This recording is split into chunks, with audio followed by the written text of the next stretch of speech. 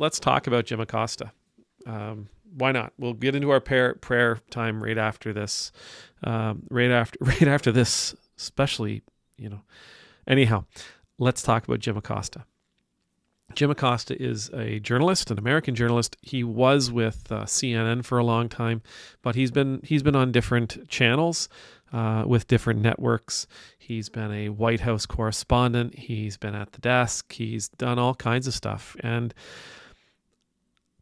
I find him straightforward. I find him to the point.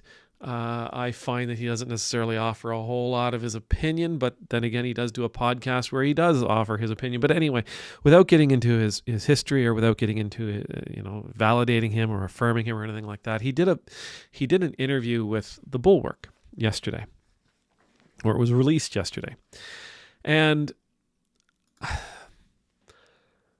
now I know we're getting tired. I know we're getting fatigued and we're getting frustrated and we're feeling some mental and emotional exhaustion when it comes to politics. But of course, Bulwark and Jim Acosta, that's kind of their bread and butter, and so that's where they started. And I can't remember the interviewer's name, but the Bulwark host asked Jim about where he finds his hope.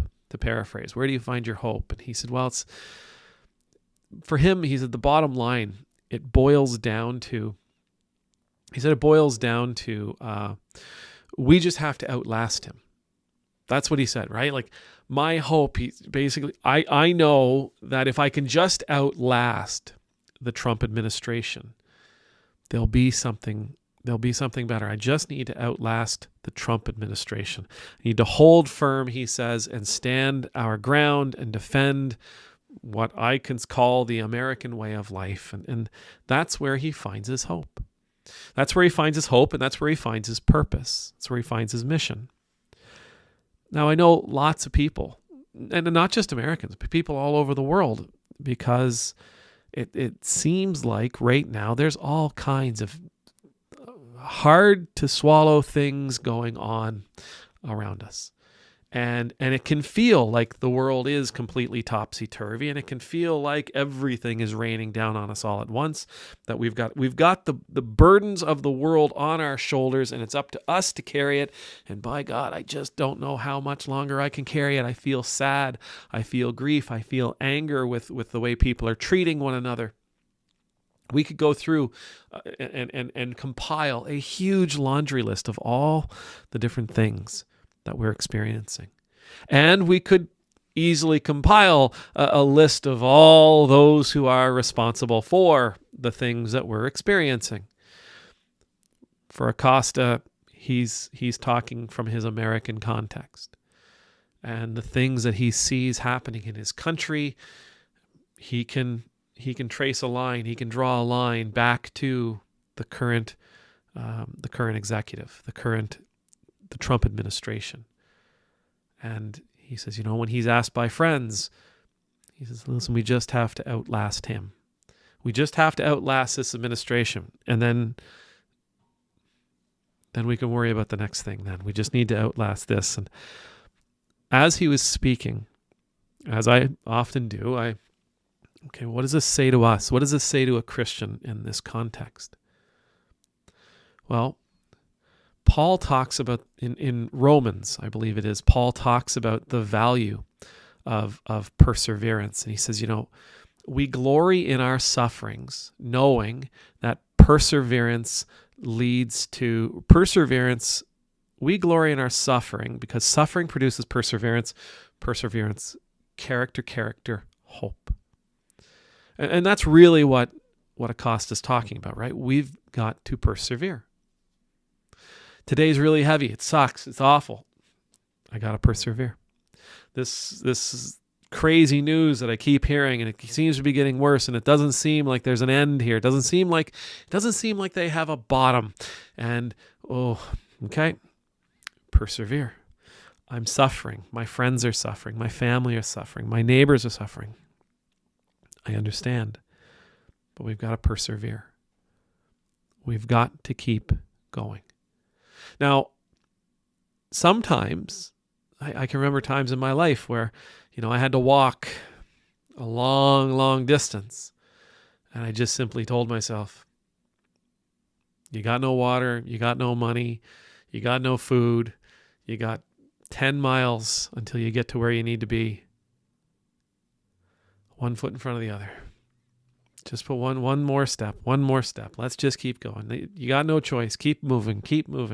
Nobody's going to save you. Just keep moving.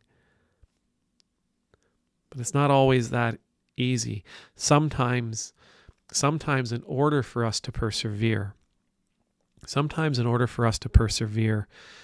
there's got to be a reason for it. Right? And maybe like Acosta's saying here, maybe the reason is it's simply, I want to outlast the Trump administration. I will not give them the satisfaction of outlasting me. I will not give them the satisfaction of being better than me, of winning. I will be standing when they leave the White House. I will be standing when their administration is over. I will be right here. For some of us, that will be enough, right? Spite can be a powerful thing. Spite can be a powerful thing. It can be exhausting.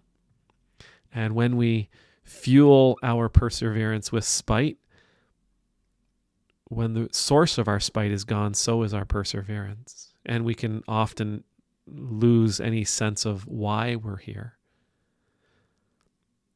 So as I considered these words, and I thought, okay, so what's the purpose? What could I share with you to be a purpose? Given everything that we see, what can be the purpose? And I came to something that Jesus said in Matthew 5. Matthew 5, Jesus talks about the importance of salt and light. And he tells his listeners, this is part of the Sermon on the Mount. He tells these people who have gathered around him to listen to his teaching, and he says, you must be salt and light. And he elaborates, and he tells them about salt, and he tells them about light. The truth is, salt is a necessity of life. Without salt, there is no life. Right? Without salt, life cannot exist. You are the salt of the world. You as salt are here for people. Salt preserves things. Salt gives things a nice flavor. Gives things another reason to be enjoyed. Gives food another reason to be enjoyed. I mean, for cattle, I remember my grandfather used to have cows, and they'd have a salt lick. Man, I've never seen those cows happier. We are salt. We are salt of the earth. We are to be the salt of the earth, for the people of this world. We feed them. We give them what they need to live. And we are to be light. We're to be hope. We're to be life. We are to offer something for them when they're in their darkest moments. Offer them a way of seeing the world, seeing their surroundings, reframing what it is going on around them when they find themselves in their darkest places. This is who we are. This is the way, right? And I think applying with this idealism, with this hopefulness that I really appreciate from Jim Acosta, that we just need to outlast him. We need to do it by being salt and light. Make that our focus. So even take our eyes off the I want to be standing when they are gone. I love the idea of that, but I also want to provide for as many people around me as possible so that they too can be standing when they leave. When those others leave, they too can outlast him. I somebody asked me this morning how you're feeling, and I said I'm feeling really pressured. What do you mean? Pressured to do what? And I said, no, not pressured to do anything. I'm just feeling pressured. I'm feeling like there's lots going on. And they said, well, can I help? And I said, nah, don't worry about it. I'll get through it. I have, and I think it comes from my dad, it comes from my mom, maybe my family in general, if I gave it some thought. I have just a sense that I'll get through this thing. Whatever this thing is, I'll get through it. And it's something that's always been there with me, though I never really could characterize it or qualify it or quantify it. It wasn't something I even necessarily knew was there. But if I look back on life, I can look at these moments where I've been truly, truly, truly tried, and I just put my head down and got through it. I have that about me. I think if I can brag, it's my superpower. But not everybody has that. And so while I know we'll get through the next 3 years, we'll get through the next 3.5 years, we'll get through the next 10 years, while I know that about myself, I want others to be there as well. I want others to share that feeling. I want others to share that value, that idealism. I want to give that to others. And so I want to be salt and light for people in this world. As we continue to move forward, as time continues to tick, as tomorrow becomes today, let us be salt and light to ensure not only that we will still be standing when it's all over, but we'll help our neighbors get there too. That will help our neighbors through the next thing. As the next thing appears, as tomorrow becomes today, that will help them get through that too. And then we'll get through the next thing, and then we'll get through the next thing, and then we'll get through the next thing. And at the end, we will, when this administration comes to its end, and they all come to an end, we're still here. And we're stronger, and we're more practiced, and our character has been increasingly developed and nurtured through our perseverance, through our suffering. That our hope and the hope of all those that we've encountered is, well, that it shines even brighter than it does today. So that no matter who is on the other end of this administration leaving, whether they're better or worse, we're better prepared for it. We're more ready for it.